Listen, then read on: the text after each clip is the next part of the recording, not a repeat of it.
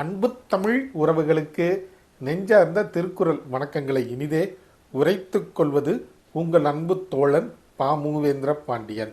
இன்றைய தினம் பொருட்பாலில் 56வது அதிகாரமாக உள்ள கொடுங்கோன்மை என்ற அதிகார தலைப்பின் கீழ் அமையப்பெற்ற 551வது திருக்குறளை இன்று நாம் காணப்போகின்றோம். கொடுங்கோன்மை என்பதற்கு கொடுங்கோலான ஆட்சி முறை என்ற பொருளில் இந்த அதிகாரத்தின் தலைப்பு அமையப்பெற்றுள்ளது. இப்பொழுது 551வது திருக்குறளை காண்போம். கொலை மேற்கொண்டாரின் கொடிதே அலை மேற்கொண்டு அல்லவை செய்தொழுகும் வேந்து. கொலை மேற்கொண்டாரின் கொடிதே அலை மேற்கொண்டு அல்லவை செய்தொழுகும் வேந்து.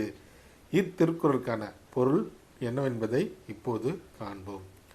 பொருளின் மீது ஆசை கொண்டு குடிமக்களை வருத்தி முறையற்ற ஆட்சி செய்யும் அரசனை கொலை தொழிலை செய்பவனை விட கொடியவனாக கருதப்படுவான்.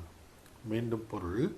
பொருளின் மீது ஆசை கொண்டு குடிமக்களை வருத்தி முறையற்ற அறமற்ற ஆட்சி செய்யும் அரசனானவன் கொலை தொழிலை செய்பவனை விட கொடியவனாக கருதப்படுவான் என்பது இத்திருக்குறளுக்கான முழு பொருளாகும்.